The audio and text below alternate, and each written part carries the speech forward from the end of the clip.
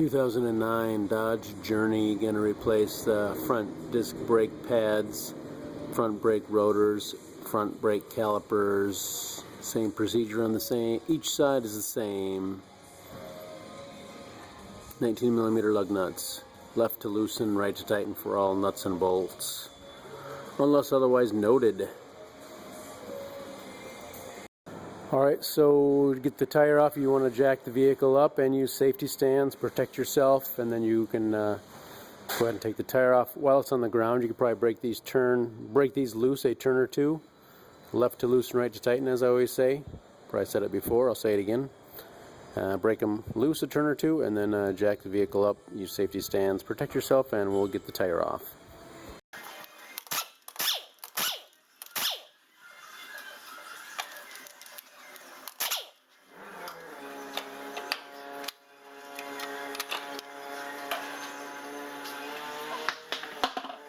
So here's a brake master cylinder. You want to check the fluid level before you start.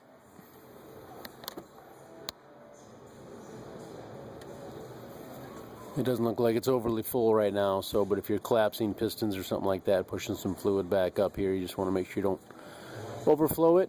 The brake fluid can be bad for paint. It can make it peel, so use a clean rag or a turkey baster or something. You can suck some fluid out of here if you need to. Just keep an eye on it while you're collapsing the piston. And then there's a, most likely on both sides somewhere, there's a minimum and maximum.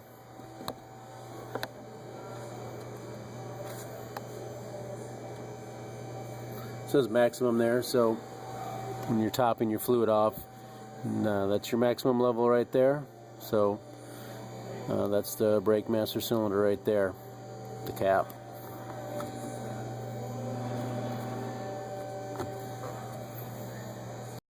So we do like to get in here and get a screwdriver in here.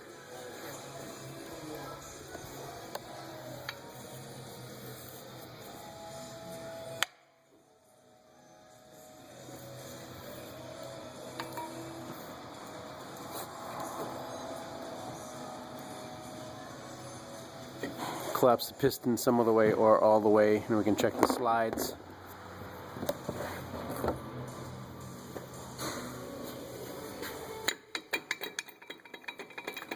Looks pretty free to me.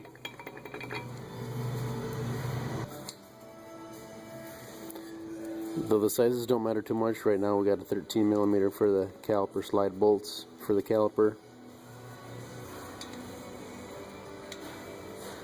Let's say the caliper mounting bracket. This bracket here, there's 21mm bolts in the back holding it in place.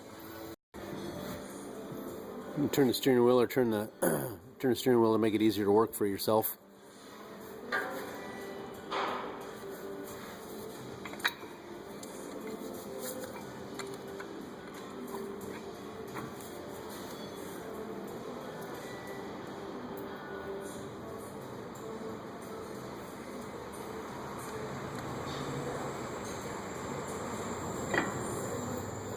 Pistons now collapsed.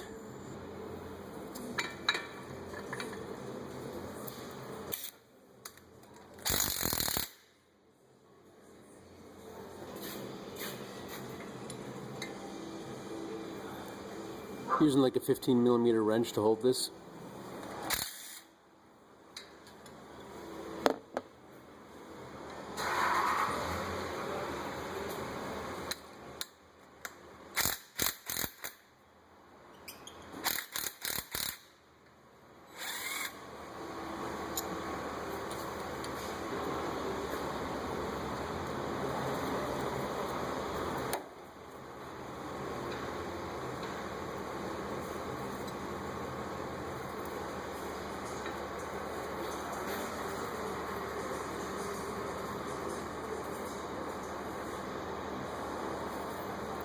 Sliding on the squealer there.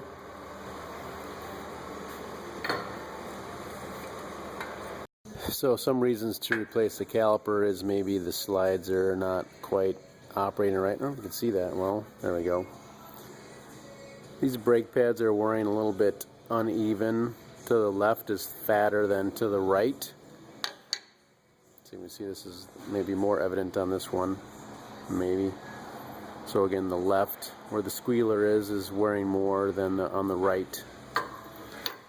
So even though the slides were really good, we're going to go ahead and replace the calipers. Sometimes due to age too, it's a good idea. It's kind of an opinion thing and up to you. You can lube everything up and then put it back together and go on a test drive, and something could still lock up on you, depending on the age of the vehicle. So I found it to be a little hit and miss. So after a certain age, might just be a good idea to replace the calipers. So we're going to replace the calipers on that due to the uneven wear. So that's why we're doing that. New caliper. I'm just going to disassemble it to make it a little easier to put it back together on the car. You can certainly try and put the clips and brake pads in while it's all together. A couple ways to do it. I'm just going to take it apart. I think it's a little easier.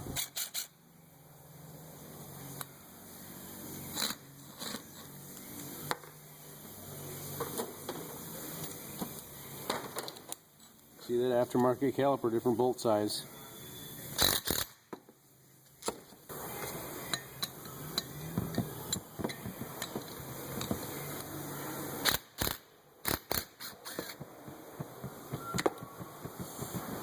And they actually make these sometimes so the wrench, at least a good quality wrench, doesn't actually fit down in there, so kind of a pain.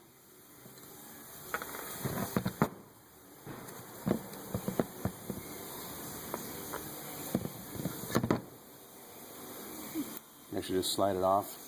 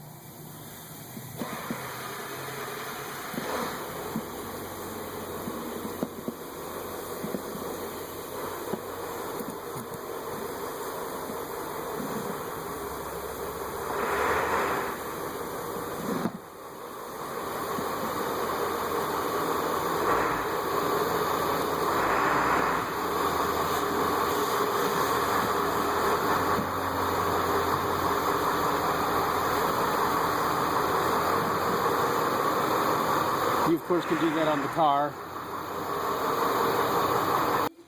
I'm using an impact gun. Of course you can use a 1/2-inch breaker bar if you want to. Probably better for these.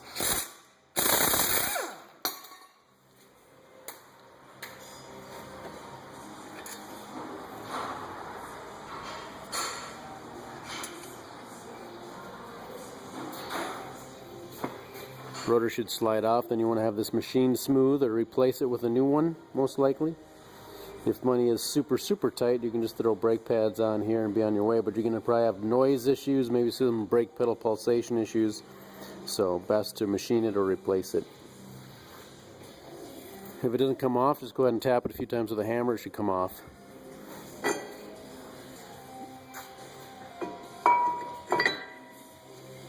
Got our new one ready to go. Comes with some kind of film on it to keep it from rusting, so you want to use maybe some warm soap and water. Wash it off good and then towel dry it. Should be good to go.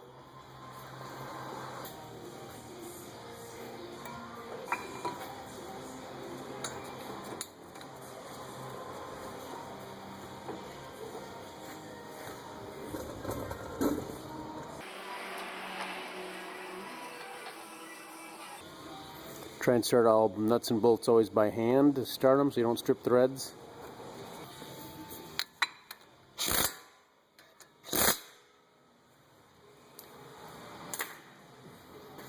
And we'll torque those down in a bit. Let's get our pads on and we can throw our caliper on.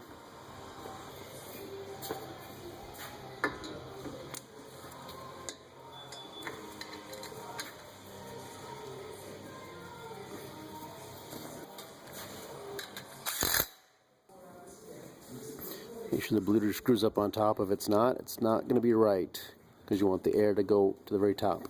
Hey Todd, did I show you these today? Those guns, look at those guns.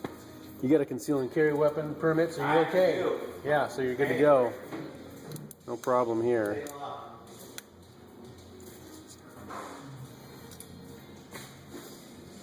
We'll torque those down, then we'll take this out and we'll hook up the hose.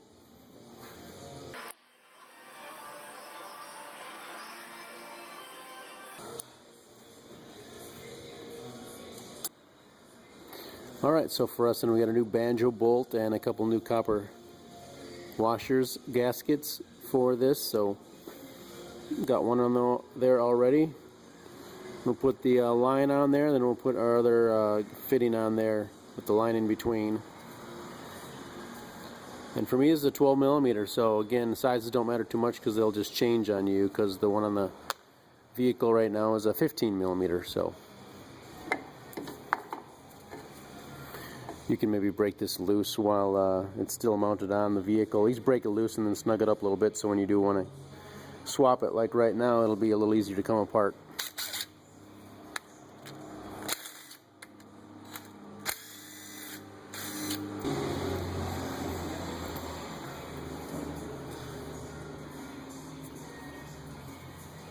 Got the old copper gasket still on here.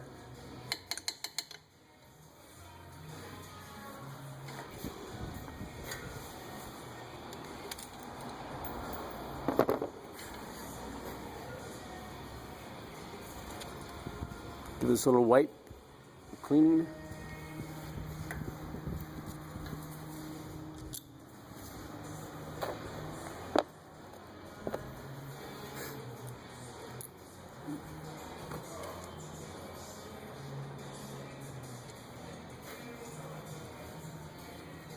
Again, I'm going to stir it up by hand, especially when you're dealing with aluminum caliper.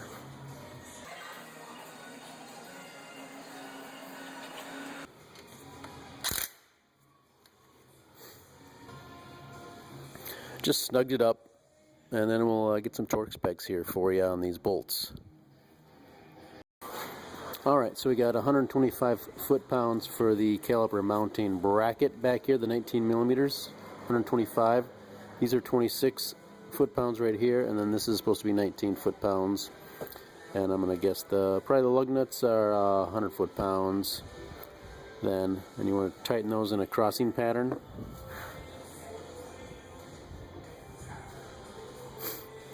As a best practice. And this is going to change too. It's not a 10 millimeter for me.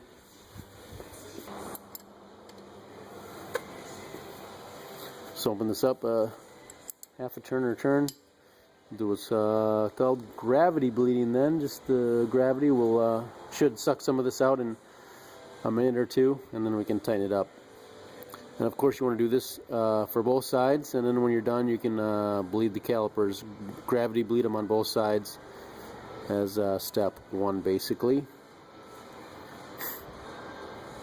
And then if you have it, what works really well for a one-man job is to get some small vacuum line.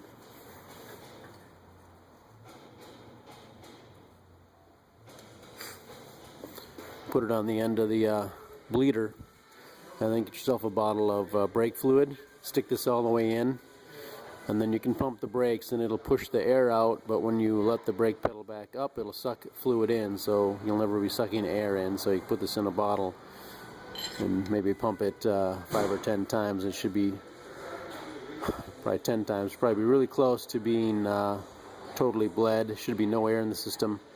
Keep an eye on the master cylinder. Do not let it get empty or you'll be a little screwed. You need to do a lot more bleeding, so keep an eye on the brake master cylinder. Keep it full. Keep pumping. Otherwise, we'll show you, we'll have an assistant in there pumping on the brakes to finish this off. Alright, so we've got both calipers on. We've let them gravity bleed. They've been dripping for a little while. We've got them tight now. So I'm going to go in the car. I'm going to step on the brake pedal a few times. It's going to collapse the piston here and going to set things in place. Then we'll have an assistant. They'll be in the brake, we'll have an assistant in the car then. Push on the brake pedal a few times and then hold it down. And we're going to open up the bleeder screw, have some fluid and hopefully some air come out. And then just going to push on the pedal till it basically stops going. And we'll close the bleeder screw. Once that's closed, they can let up on the brake pedal again. And they'll repeat the process, pushing down on the brake pedal 3 or 4 times and holding the brake pedal down. Open the bleeder screw, and they keep pushing so the brake, push hard enough so the brake pedal goes down. You can tighten up the brake bleeder screw again. Just repeat that process basically until you see no air coming out.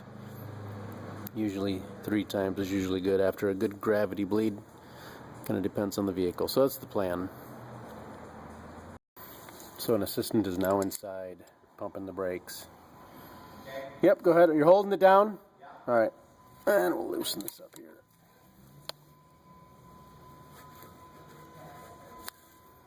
I am. Here we go. There we go.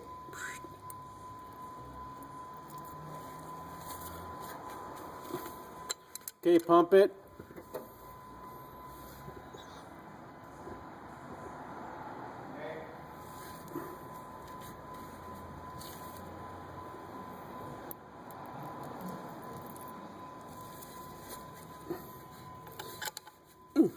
Pump it.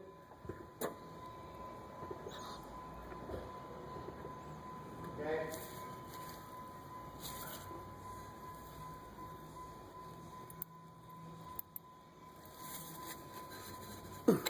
Looking good there. All right. You can relax for a second. I'm going to top off my fluid here.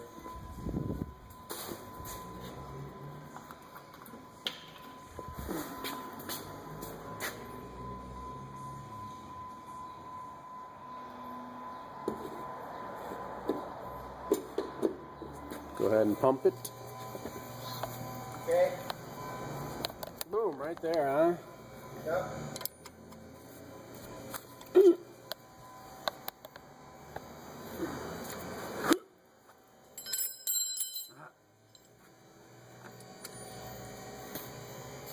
All right, pump it.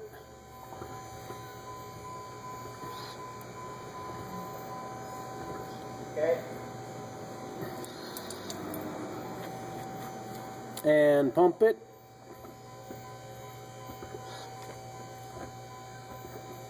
Okay.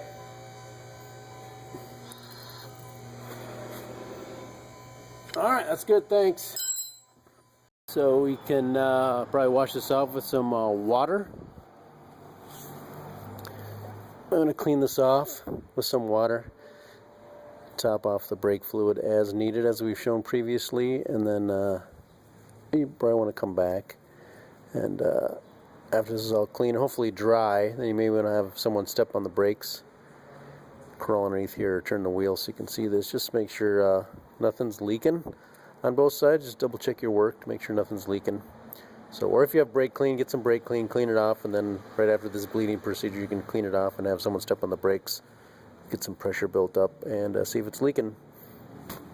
So, no leaks, you're good to go. Brake pedal feels good. Put your tire on. Put the lug nuts on. 100 foot-pounds of torque. That would be replacing your front brake pads, caliper, rotor on your 2009 Dodge Journey and other model years. And other makes, I'm sure. Take off your tire. If this looks like what your vehicle looks like, I'm sure this video is going to work great for you. Good luck to you.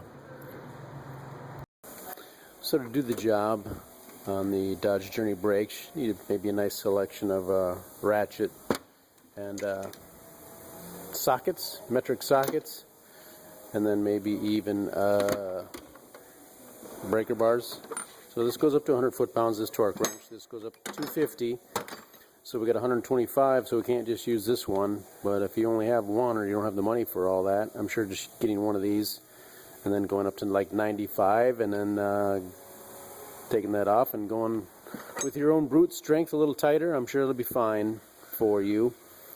And then maybe a breaker bar. So just some things that you would need probably if you have any air tools. So you can break the tires loose with that, and a 19mm socket, and you can tighten it up. Of course, this is 3/8, so you'd need an adapter or just a 1/2-inch one.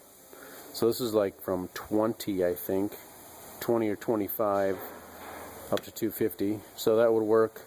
Everything but the bleeder screw if you're going to torque that, or the line banjo bolt. So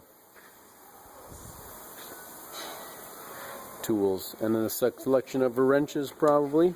Used 11mm for the bleeder. Could be different for what you have. They used a 16, I think, on the new calipers. So good set of wrenches is important. Wrenches and sockets take you a long way.